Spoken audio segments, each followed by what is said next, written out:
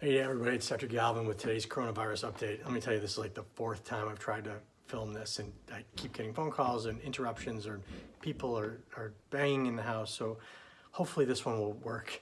The numbers today, 3.3 million cases worldwide, 233,000 deaths.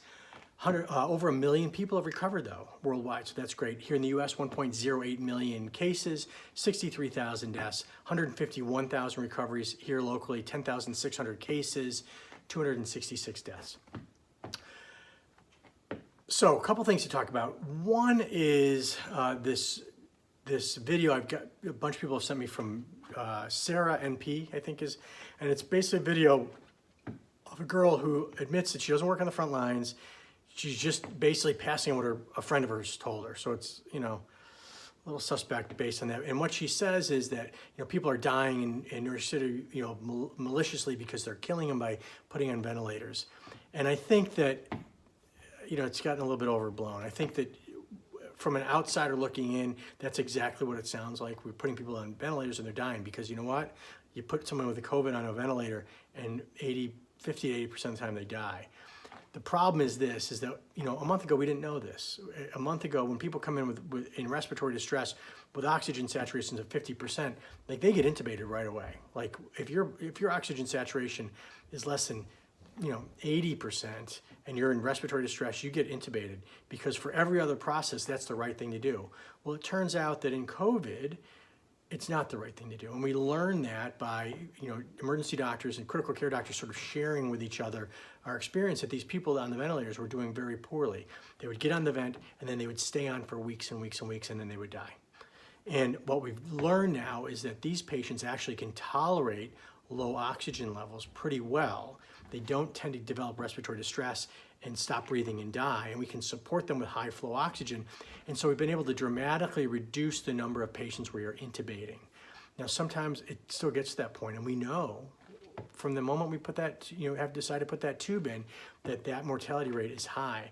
But there is no malice in the folks that were being treated. And I think that what she's describing are probably some of these people that were intubated early on in the epidemic in New York. And these people are on the vent for weeks and weeks and weeks. So sometimes they have to get a trach where they actually put a hole in their neck to breathe through. So none of that was done out of malice. It was done because it was thought the right thing to do. Things have changed, and so I don't think that that's happening now. Now that doesn't mean that people aren't dying from COVID. It doesn't mean that people aren't getting intubated for COVID, but we are doing everything we possibly can to avoid it because we know the outcomes are not good. Next thing is a quick study. I've gotten a number of questions about blood pressure medicines, and we know that hypertension is a risk for developing more severe forms of COVID.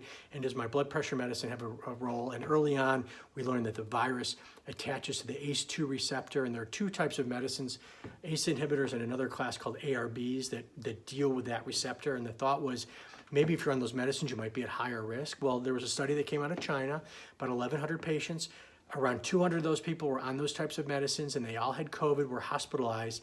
And it turns out the people that were on those medicines actually did a little bit better than everybody else in terms of recovering a little bit faster. Not dramatically, not enough for a treatment, but they did not do dramatically worse. So it does not look like, at least from that initial study, which was peer-reviewed and everything, it does not look like the ACE inhibitors or ARB type medicines cause any increased mortality from COVID. Next, I want to talk about exit strategy. Yesterday I got some flack for, seemingly flip-flopping on my opinion about the Bakersfield doctors. No, I have not flip-flopped one iota. Those guys are idiots. I'm sorry, I'm going to say it there. There are plenty of analyses that show that their math is completely wrong. Now, that doesn't mean they don't bring up some reasonable points about the shutdown and the economic harm from it. But remember, those guys are being driven by a political and an economic motive. They don't practice emergency medicine. They own urgent cares, and their business is way off. And they conflated their numbers to make it look like the risk is extremely low, when we know that the risk isn't extremely low. That being said, I do not disagree that we need to get this economy going, because the damage done by poverty, by child abuse, by domestic abuse, by drug abuse, and everything else that is being driven by people being locked down ultimately is going to have a huge cost as well. So here's our dilemma. We've got the left that's saying lockdown, lockdown, lockdown, autocratic state, no individual rights. You got the right that's saying, liberty, open up everything, I can do what I want. And the fact of the matter is what? The answer is somewhere in the middle. And if we don't start talking to each other in a civil way, we are never going to get out of this. So what does that mean? It means scientists, doctors, politicians, business people, theologians, they all need to sit down together, and we need to figure out a way out of this. And I brought up Sweden yesterday, and I think that they probably are on the right track. They didn't lock down, but they certainly restricted. Their movement has been restricted by about 50%, but it was all done voluntary. They provided a lot of education, and they have locked down those risky populations. So you've been told, if you're in Sweden and you're 70 years old and you've got medical problems, you are told to lock yourself down tight. Now, there's actually an interesting post from a guy named Goran that I pasted on Facebook from something he wrote on my YouTube channel, talking about he's from Sweden, and he talked about their experience, and he mentioned the fact that the majority of their deaths have been from nursing homes, and they did not do a good job locking those down, and we're seeing the same thing here. The fact of the matter is that we've got to figure out what our level of risk is, what we're willing to tolerate, because we take risk in everything we do. We take risk if we walk out to the mailbox to get our mail. We take risk every time we get into the car. We think that if you're under 45, your risk of dying of COVID is about the same as dying in a car accident every year. Now, you get into your car every day. So, in that population where the risk, and you know what the risk is, and you say, okay, well, I understand that there's a risk I could die in a car accident, but that doesn't stop me from driving in my car, 1,000 times a year. I think we need to be able to do that and say, listen, if you've got these lower risk populations, if you're college age or lower, your risk of dying from COVID is almost zero. I mean, there's going to be a few people that are going to die, but those populations are at extremely low risk. And even those people who are 65 and less, your risk is really, really pretty low. So if we do adequate testing, we can figure out what the spread of the virus is, and that'll let us make good decisions. But the other thing we have to understand is that these have got to be local decisions, because there's no one size fits all here. My in-laws live in the Bronx. It's a densely populated area. They have got to be a lot more careful than I do here in North Carolina, where the houses are on 1 and 2 acre lots. So that's a big difference. There's a much less population density where I am, more so as we get into Charlotte, less so as we go out into the countryside, less so if we go out to Montana, more so if we go to Philadelphia. So every place is different.